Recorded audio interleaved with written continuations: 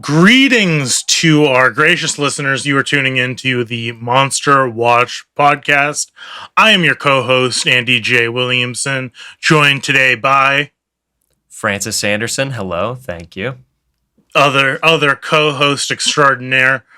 So today we watched a wild one, a weird one. Yeah. But honestly, fuck if it did not have a lot of blood, guts, and heart. And why else would we go into obscure horror movies without that?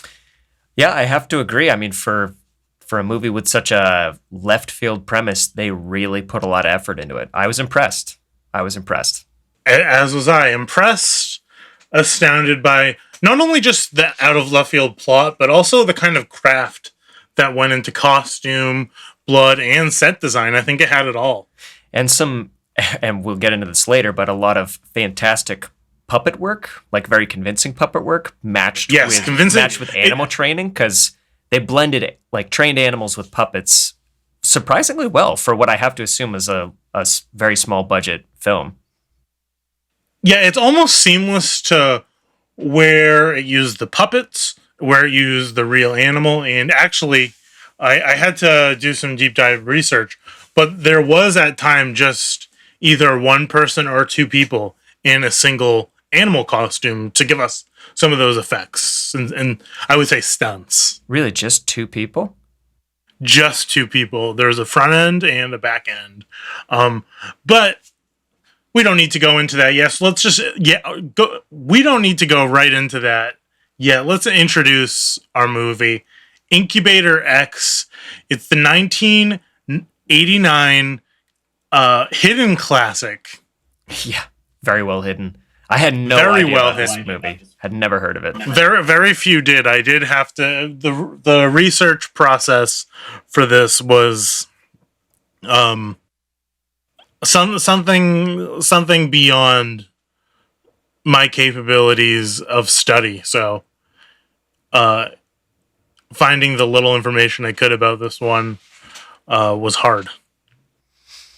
Yeah, I remember you told me that you had to go to the the basement archives of a film school to find information on this, which is a level of research you don't normally have to do. You know, usually they're like the dollar DVD bin that you find at like a Walgreens or something, but this one was an even deeper dig than that.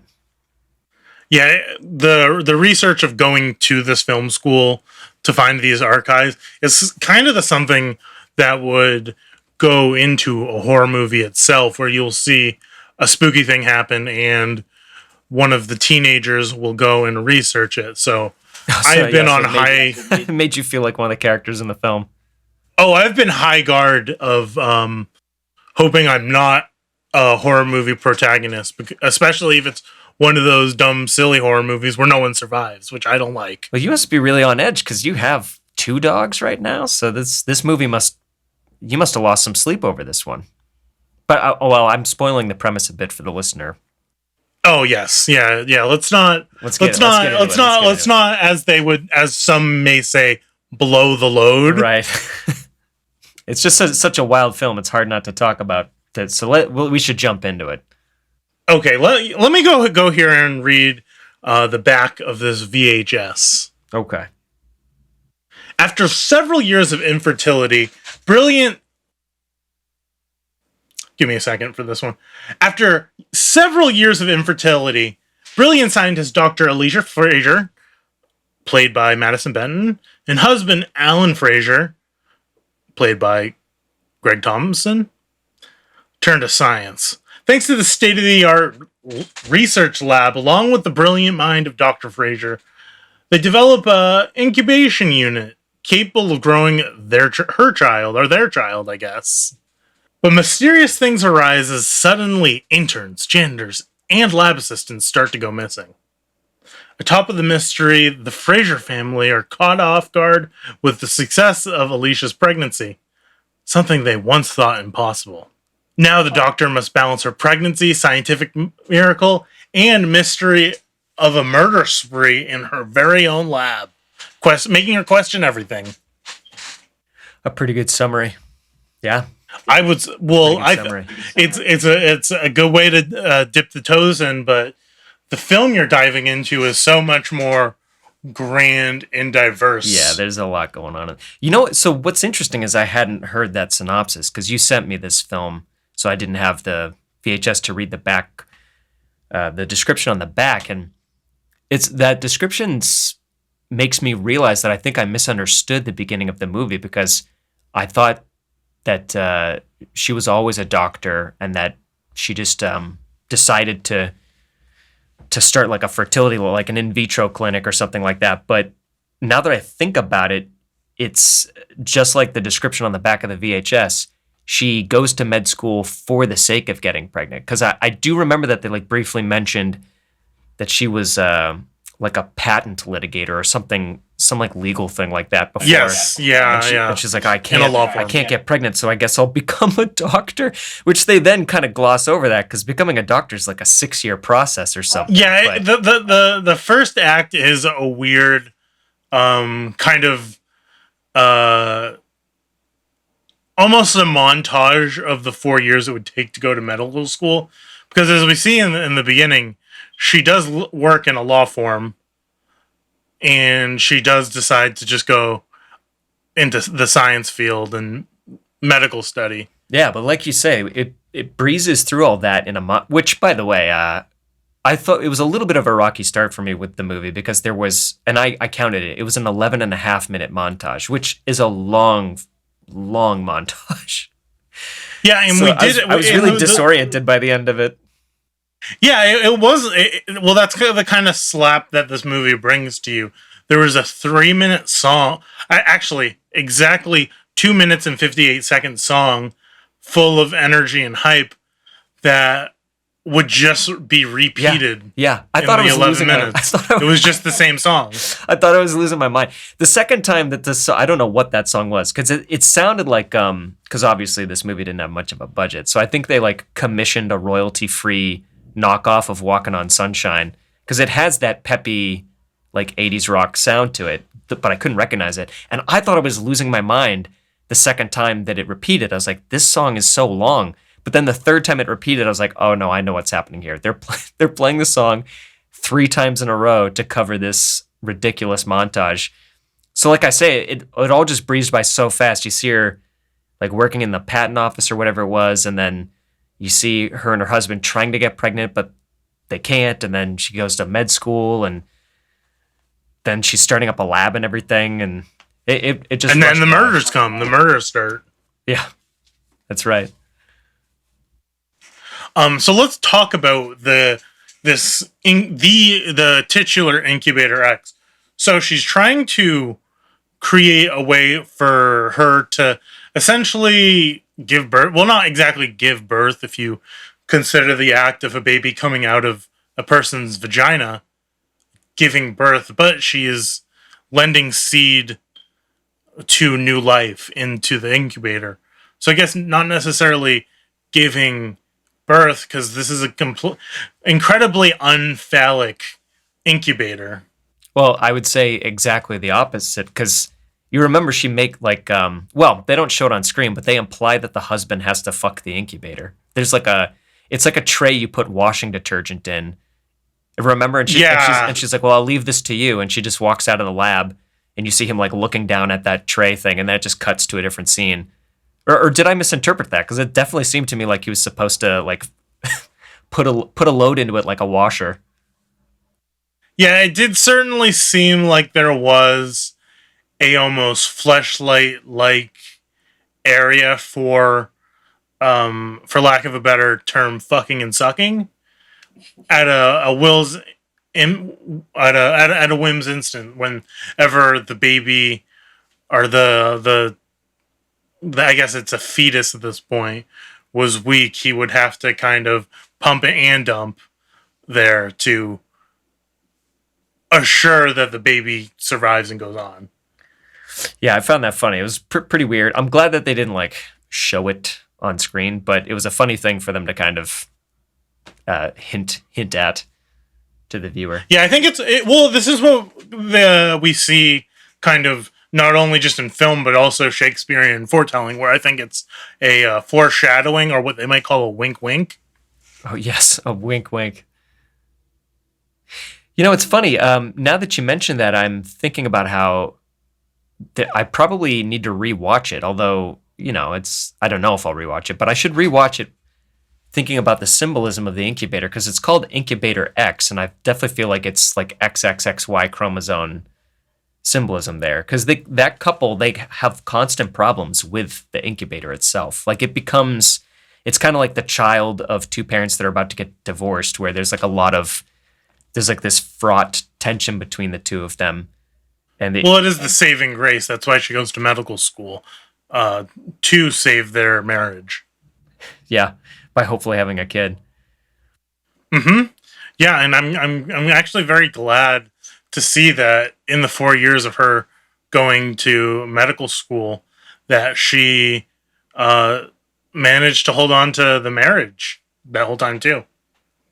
Because we do see this couple fight here and there. She said, "You're not dumping enough loads to the incubator. You're all loaded out, man. We need to work together as a team." And that was the kind of like emotional core of it that really kind of hit. I think you really kind of feel the tension between the kind of loads Alan's cranking out and the tension of a marriage. Yeah, I could feel it. I could feel like he definitely was under a lot of stress because he was expected to perform, but it's a really uncomfortable and artificial situation to try and perform in. So you could tell in his face that he's like, trying to do his best, but it's obviously weird. And that's before they knew what was going to happen, because as we learn later in the movie, things do not go smoothly. I don't know if you want to talk about that yet, or if you want to talk about the string of murders that happens before we get closer to figuring out what's really going on in that incubator. Okay, yes. So it does start with a fresh murder right at the beginning, even though we find out this is like after the montage and all that. The kind of time skipping and I'm trying to think what the kind of jumping around of time, an unlinear timeline that the movie gives us. Well, it's funny because I didn't know that's what it was at first. I thought it was just kind of like it's kind of one of those things where you figure out what's really happening at the end. You go exactly, and it snaps right into place. You go, oh, this means this happened then, this happened there, exactly. And it's an intricate kind of timeline and web that we didn't really even get in film until something like Quentin Tarantino and Pulp Fiction. Agreed. Yeah, and I mean, with all due respect to it, because this is it's a low budget horror movie. I don't think they quite executed the nonlinear timeline thing as well as they could have. Because, like I say, I was pretty confused for a while as to what was going on. But I will say that when you figure it out, like towards the end of the second act, it does fall into place. It doesn't have the satisfaction of like the end of Ocean's 11 where all of the pieces fall into place. But I did have that moment where like, I get it. Like I'm time traveling along with I'll just say some of the characters in the film, and it did make a lot of sense. So I enjoyed that. And it helped me retroactively kind of like cut loose and appreciate the like bizarre non sequitur editing and stuff. Oh, absolutely. That's kind of the journey you go through any kind of time travel movie. We see it with Back to the Future. We see it with Chris Pratt in Tomorrow War. We see it with Chris Pratt in Avenger Endgame. And that's kind of why time travel works so well in these movies. Mm-hmm. It is because you're not just seeing the journey of the worlds today and tomorrow. You are traveling. You are a traveler. Yeah. I enjoyed that aspect of the film. So yeah, let's talk about the first fresh murder we see. And they do. This is like a tasteful murder. Do you know what I mean? Yeah. Tasteful. We do not see what is the killer.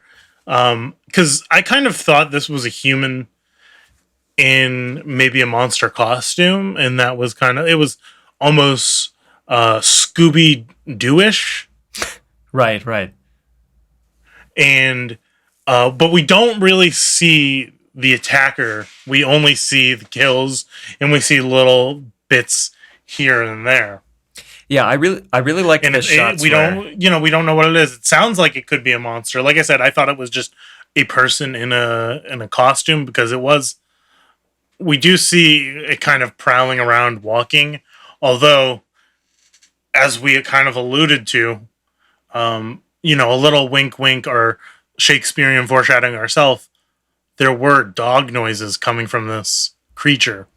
Right. Yeah, I thought it was very tastefully done. I really liked the close-up shots of the streaks of blood with hair in it, which clumps of clumps bloody of hair, which I wasn't, like you say, you assume it's a monster or maybe a person dressed up as a monster and you don't know what's going on yet. And so you see the clumps of hair and you don't know quite what it means. And those noises, it wasn't obvious to me at first that they were dog noises. Like they were, I don't know, I think they put like a ring modulator or something on it to make them sound a little stranger. But I only realized they were dog noises a little later on into the film. Like you say, it was foreshadowing. It was winking at you. But the monster was making these strange sounds and they were leaving like clumps of shed fur in the blood. And I thought all of that was like very playful details so that you could tell, or that you would realize later what it was you'd been looking at. But I really liked that kill. And I like how I will say that the Foley work was especially good in this. It had no right to be this good. Like all of the sounds of the jaw clamping down on people's flesh and bones and the dragging sound, dragging them over carpet and over wood. It was really, really well done. It might have been definitely one of the most high quality aspects of the film. I don't know who they had who was working the sound. I admit I didn't watch the credits, but whoever did the sound did a great job. Oh, absolutely. Sound editing is just as important as visual editing. It is just as important as editing costumes. It's just as important as actors editing their cadence, tone, and abilities. It all comes. It's all a cohesive art form, and that's why we watch movies. That's why we love movies, and that's why we're here doing this podcast right now. Yeah. Which, by the way, speaking of acting, what did you think of the performances of the main actors? So I think Madison Benton gives a very competent performance as always. We do see her in other movies like horror movies like Slashlings and The Solid Seven. But she does have a theater background, so she kind of gives that high level of performance where you kind of see when she's giving like a monologue, which a lot of the times were unscripted. She will go off kilter and give usually like almost an English accent to it. Oh yeah, I don't know if you caught on to that. Yeah, it was that theater thing where like people start to talk dramatically. That it was just like the faintest whiff of theater kid dictation. Oh, well, we have to know that talking Britishly is theatrical, and it is high society, as some may call it, and that's kind of why she breaks the Brooklyn accent, the Brooklyn accent doctor motif to kind of fall onto this. Yeah, I liked her. I agree. I liked her performance. I thought the husband. What was the Alan? Did you say was the name of? Yeah, Alan was played by Greg Thompson, who also gives competent. He has a little less experience than Madison Benton. Yeah, I thought he was. But I still think he kind of pulled through, and these two really work as a couple. I kind of wanted to see if they were married in real life or not, because I do like to see a relationship on the screen flourish into a relationship in real life. Yeah, I agree. I do think they had good chemistry, because I was going to say that the thing, I felt like he performed a little less competently than his counterpart, but I think that the scenes where there's like flirting and sincere emotion between the two of them felt very real. So maybe they got really close on set, or maybe they were already in a relationship. Because some of the other stuff, when he's supposed to be angry or scared, it felt slightly stiff. But the chemistry between the two of them was really good.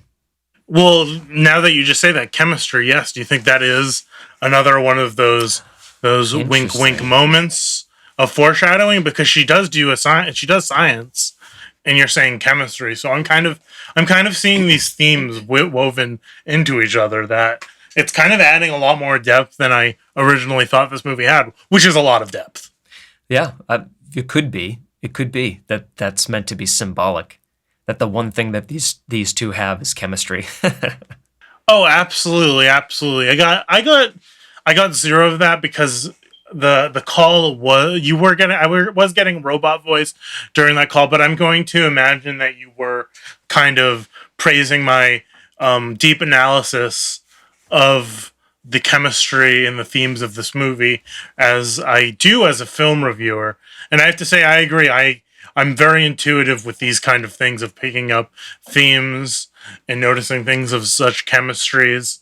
And I think my little bit of science background, as I did take science in high school, That's so true. I kind of might pick up on this a little more than the average viewer. Could be. Yeah. Hey, I want to. Do you want to? I don't want to skip ahead too far, but I kind of want to talk about the vis effects and graphics they used for the. Let's talk about the effects and the graphics. Let's do it. Because I specifically want to talk about the time traveling. Are we ready to talk about that yet? Well, the time traveling is kind of the big twist to the big twist.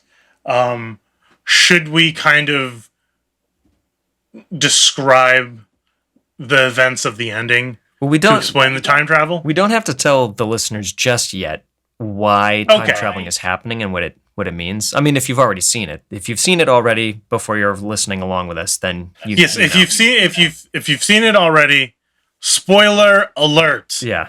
So, spoiler alert, we're going to describe a little bit, and we'll try not to give away too much yet of exactly how time travel factors in. But yeah, this movie has time travel, and I liked the graphic treatment, like the vis effects and the graphics they used for time travel. Yes, the vis effects were really something else. Where it was kind of new, but not so new that like it was breaking all the rules and ground. It also wasn't so new that it just looked poorly implemented or bad. Yeah, it was very practical, but it still looked really good. And I think it really Well, benefited this from was kind of the start of being able to use some amount of computer effects. right. So I can't remember what that machine is called, but there's a specific machine that was really prevalent in the 80s where they would it's like an oscilloscope and they would record what looks like 3D laser type of things. You know it from like watching like old 3D logos from the 80s from like film studios and stuff. They'll have like swooping 3D logos that have like a vapor trail and stuff like that. So they use that really, really well. And you know what it kind of reminded me of a more modern horror movie was Underneath the Skin. Remember whenever in Underneath the Skin they would have these random abstract shots of like black goop moving through pipes into like red furnaces and stuff like that. And it's very abstract and weird, but it gave you this feeling that some sort of like cryptic machinery was working. You remember that? Under the Skin was the movie where Scarlett Black Johansson. Widow. Yeah. Oh well, I know her as Black Widow. She did the Marvel movie, and Yeah, but- she was jumping around and punching things in that. But I didn't see any black goo in the Marvel movies. No, not in the Marvel movie, but Are you talking about Ronan the Accuser? no. She did a horror movie where she's like an alien and she abducts people and then like I guess liquefies them and uses them to feed some kind of machinery. But it's very abstract and you can't tell what's going on. But anyway, Where does that place in the MCU timeline? probably like 2014. It's set in like Scotland in 2014, I think. Because it's contemporary, so I don't know. So this is after the Age of Ultron. I think so. I'm not too clear on the MCU timeline. Well, Scarlett Johansson's in the MCU, so this places it within the Marvel Cinematic Universe timeline. Sure. You're the expert on that stuff. I don't have those. So details I'm kind of wondering, where does this come in? This is after Age of Ultron. This is before Iron Man 3. So I would imagine that the black goo. You mean Black Panther? No, no, I didn't mean that. I mean, there's like in the film, she'll abduct some poor unsuspecting soul, and then they'll be turned into this like inky liquid that moves through a bunch of pipes and troughs and stuff, and goes into like red rooms lit with red lasers. It's all very abstract and weird. It's meant to just be hard to understand and unnerving. And I've really enjoyed that about Incubator X, is that you didn't, because like we said, we didn't know time travel was happening for a while.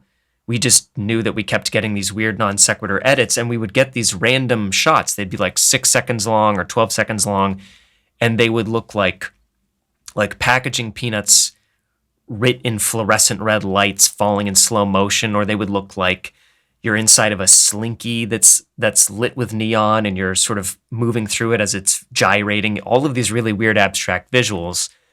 And I thought the movie was just I do have to admit mess with you, but that I just don't know what you're talking about with Under the Skin. Right. I don't know where it places in the MCU timeline, but I do know about these time traveling effects where that's kind of where the journey elements to it, where you said packing peanuts. What do we do with packing peanuts? Yep. We put them in the boxes. What do we do with these boxes? We send the boxes. So we're kind of seeing these effects go, and it feels like a journey. It feels like we are one of those packing peanuts on the unraveling form of time and space. So that's kind of the mind melt, or the mind. Yeah, I like that interpretation. Fuck. Are we allowed to swear? Yeah. I mean, hey, our audience is watching R-rated horror movies, right? I mean, they say shit and fucking stuff in these movies, so you have. Okay, I don't want to offend anyone. Right. Well, yeah, I guess the audience just apologies. Okay, apologies to our sensitive listeners, but you have to understand these films are mature. They have violence and swearing and stuff in them, and some sex in them too. So occasionally we'll use some adult language, we'll say. Okay. It was a mind fuck. Yeah. All right? Yeah, the effects for this movie were just like I said, revolutionary but not groundbreaking. We didn't see this was a kind of Star Wars. Right. Push the very, envelope very creative. Really of creative. Everything we know about VFX, what we know about space, what we know about space wizards, and technology as it is. Yeah, I was impressed. Like you say, they weren't breaking new ground per se, but they were being very creative with the effects. I do think that the effects and the sound design were leagues above what the rest of the movie was doing. The rest of the movie is great, but it's definitely low budget. But these two elements were especially good. So I just want to call them out because I really enjoyed the Foley work and the vis effects. Mm-hmm. So let's kind of talk about the murders. Yeah, let's get into it a lot, because we can talk about VFX all day, but really at the end of the day, this is a horror movie. And what do we watch horror movies for? We watch it for the blood, the kills, the guts, the gore, the big reds, sometimes the smaller reds. And honestly, we like a lot of creativity and how a person will die in these movies. Mm-hmm. And this movie is no stranger to understanding the likes of us two, where we'll see people dismembered and body and blood parts fly everywhere. I want to shout out one particular kill that it made me laugh out loud, although I shouldn't have, because it was very gruesome, where the monster gets that janitor, the janitor that has a limp that can't get away fast enough. Yes, the limpy janitor with the mustache. Yeah, so the monster gets we can say, people know now, it's a dog. This dog monster gets the janitor because he can't get away fast enough. He's limping. And once they get the janitor in their teeth, they just, you know that thing dogs do when they get like a toy in their mouth and they just shake their head and back and forth, they go crazy. Back into, they kind of whip their head around. Yeah, exactly. And they basically they ragdoll the thing to death. And that's what they did to the janitor. Yes. Like, It's especially funny because we kind of see this is after like an office party, so it's kind of messy. And remember, he goes into the office and he goes, "Oh boy, this is sure is a mess." yeah. And Little did he know. it's funny because he has to clean it up. Yeah, he's like cleaning up. He goes in there and he's like cleaning up paper cups and paper plates and like cake frosting that somebody wiped off that they didn't want, and like napkins and stuff. Oh yeah, and he's complaining because like, oh, it's such a mess in here. Little does he know that he's about to get all of his bodily fluids plastered all over the walls and the cubicles and stuff. Yes, and they do what's called like a bait and switch or a red herring, where he's finally cleaned up, he's finished up, and there's still like a nice chunk of cake. So he goes, "Whew, that was tough. I think I deserve a little treat." And he goes and he picks up the cake and he spills it, and he has to keep doing. Yeah, he has to go keep cleaning again. That was sad. We but think he's gonna get murdered, but no, he has to keep cleaning. Yeah, that was the timing of it was perfect because he picks up the paper plate and it just like folds in half and the cake falls right off onto the ground, and he's like, and I felt so bad for him. Like, man, this guy can't catch a break. He's there at like 11 o'clock at night cleaning up. He can't even have the last slice of cake, and then he gets murdered in the most hilariously brutal. I think it was the most hilariously brutal murder of the whole film. Oh, absolutely. And it only exasperates the idea because our dog murderer does kind of undo all the work. Yeah. That this absolutely. The place silly janitor did. The place is the janitor with a limp. And now that we've blew the load, which I guess is another thing about we blew the load, and in the movie, Alan Fraser, played by Greg Thompson, blew the load in the incubator. So I guess this does make us artists of some sort. Yeah, I'd say so. Where the effects, this is where like you were saying at the beginning, the effects of puppetry and the dog, where they kind of do the puppetry, the real life dog, and the two people in the costume, because this is a dog, but this isn't a regular dog. This is, like we said, there's time traveling. This is a time traveling dog, and it does stand up on two legs. So at some scenes you'll see the puppet, some scenes you'll see the real trained dog, and some scenes you'll see the two people in the costume. And I thought I found this incredibly hard to tell what was what. Yeah, well, they were really, really smart about it. Like, to my eye, they mostly use the puppets for shots where you're just seeing like the tail or the top of the head behind something. So like walking by a desk, those creepy scenes where they'll be like on the other side of a desk or the other side of a cabinet or something, and you can just see the tail and the head. It was very effective. Well, and then I think they also used it for, there was those scenes where it seemed like the camera was mounted on the back of the dog while the dog was running. So you just kind of see their head and ears flopping up and down as they're racing down a hallway. And it looked legit. Yeah, well, this is like, kind of where we can give our expertise. And this is a common trick used in film called forced perspective, where we'll see kind of the camera angle of the dog's head, but maybe at another perspective, it's actually the puppet's arm doing the movement. So we're kind of tricked to think, we're trying kind of tricked to guess what we know and what we don't, because we can kind of tell what's the dog, what's the puppet, and what's the two people. But when you kind of have half of a puppet, then half of the dog's legs, the actual dog's legs, it makes you kind of question, like, oh, maybe this isn't the puppet. So it's kind of a clever tactic they used in this, and why the VFX were so good.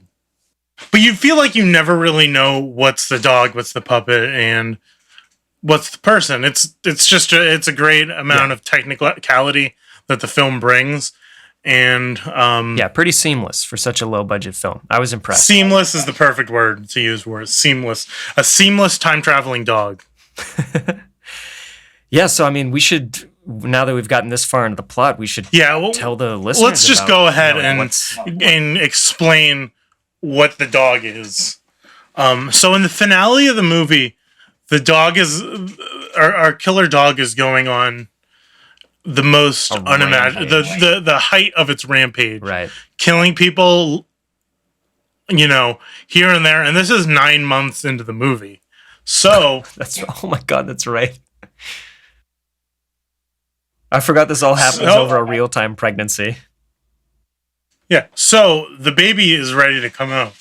So while the dog is in this lab murdering people, we see that Dr. Alicia Fraser is going into labor.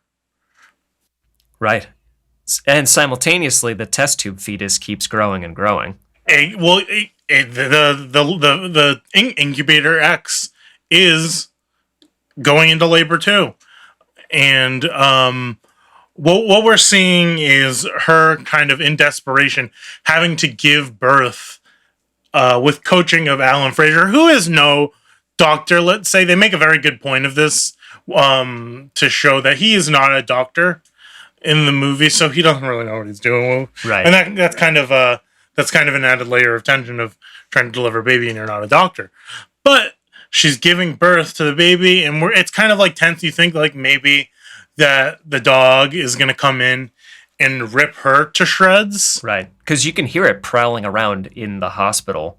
Yeah, and there's lights breaking and flickering, and she's in pain. She's just trying to give birth to this baby. So she's trying to push. And then we see the incubator emerge and comes out, and we don't really see the finished product of the baby, of Alan's collective loads of 9 months. The fruits of that labor come to fruition, but we do end up seeing the fruits of one of his loads. Well, Dr. Alicia Fraser gives birth. So do you want to describe to the audience what the baby looks like? What it is she gives birth to? Yeah, and so, like I said, the Foley work in this movie is really great. And this scene was legitimately disgusting. Like we watch horror movies, so we're used to people's heads getting crushed and guts being pulled out. But what really pushed this over the edge for me was the sound was really horrible, because it really did sound like this hybrid baby dog being born. Like all of the wet noises and the like horrible huffing and yelping and whining noises. I don't know how they got those sounds. I don't know what it sounded they like did. Bones crushing But it sounded mashed potatoes being slapped together. Exactly. It sounded like someone was running over a raccoon slowly with like a steamroller, and simultaneously. Yeah, this is where like the realism comes into it, because I feel like what comes out of her, the finished product, does. And it was horrible. It was like a kind of represent. It was like this, this like distorted, awful baby puppy hybrid thing, where I mean, it was a bit cheap. Like I say, it was the sound that really did it for me, because the prosthetics and the makeup were kind of cheap. Like it didn't look super realistic, but they did nail it. Like it did look definitely like a baby and like a dog combined. So they did hit their mark there. Well, but I was really impressed. Well, you're missing the detail where it was half a baby and half a dog, exactly in the middle. Right. And that's kind of when, it is kind of like a what the fuck moment of, did this lady fuck a dog? Which is what a lot of audiences might say, and what I've heard from other viewers of this. Did this lady fuck a dog? And then we see Incubator X's product, which is the other half of dog hybrid, and we start to think, did Alan fuck a dog? What went on here? For a moment, my first thought was like, I thought that it would be revealed that Alan was the monster, that Alan's seed was corrupted, that he was like a werewolf. Yes, that's kind of what we think, that Alan. I was like, Alan might have tipped a hand into the murders. Yeah, that's what I thought. I was like, oh, Alan is a werewolf, and the murders have been committed by Alan, and Alan's seed has produced like two human dog hybrids. But that's not the direction that they went in. And instead, Maybe you'd like to describe what happens to the two babies after that. Well, what happens is it's kind of like the cut of tension of what's happening because we think the monster is about to come in, and yes, the monster, the dog, does come in, and he doesn't tear out the Frasers to pieces. He, approaches the two halves of the baby, and through some kind of magic or science or some kind of combination to the two, combines them into one whole being. Wait, you skipped that over, represents. You skipped over a really important moment, or at least you skipped over a moment I really, really liked, where the monster, the dog monster, bursts into the delivery room, and you think, like you say, you think that they're gonna tear them both to pieces, but instead they walk up and they just like gently, the way a dog lovingly licks its owner, they gently lick Dr. Allen's face and lick the baby, and you realize, oh, like this is a family, and it was such a mindfuck moment. Yes. Yeah, well, this is kind of the part where things start to click. So when the baby comes together, it starts to fully kind of resemble a child version of what the monster is. Right. And the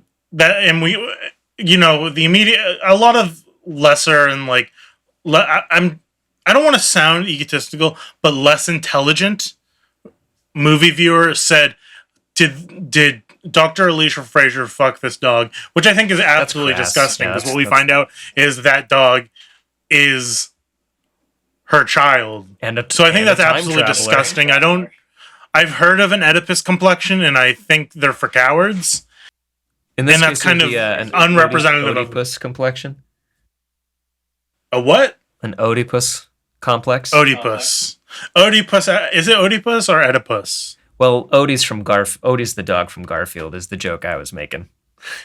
Do you think that's another element of the Shakespearean experience of this movie? That's just me making up a joke. I don't think they have. Oh, are you making a laugh? I was goofing. I was having a laugh.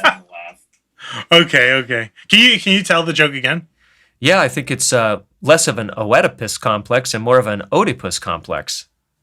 And you mean Oedipus from Garfield, yeah, right? Yeah, I mean Odie from Garfield. Thank you. But yeah, so then I was stunned when I saw them all together as a family, and I realized that the baby was the monster that's been committing the murders. Yes, I was so confused until we see it goes to another time traveling shot, and we see them traveling through time together. And I was like, well, all right, we get it. What ends up happening is the adult dog, the full-grown baby, goes back to his original timeline, and this is when we get like the timeline effect you were talking about that made us feel like we're traveling. Right. And that's kind of when the pieces start to click together, and you go, okay, this is the unlinear timeline, and we're seeing it go. And then after the ending is just another 11-minute montage of them and the baby time traveling. We see a montage of them cheating the lottery. We see a montage of them rising to power, and we see the montage of ultimately they get a pool. And I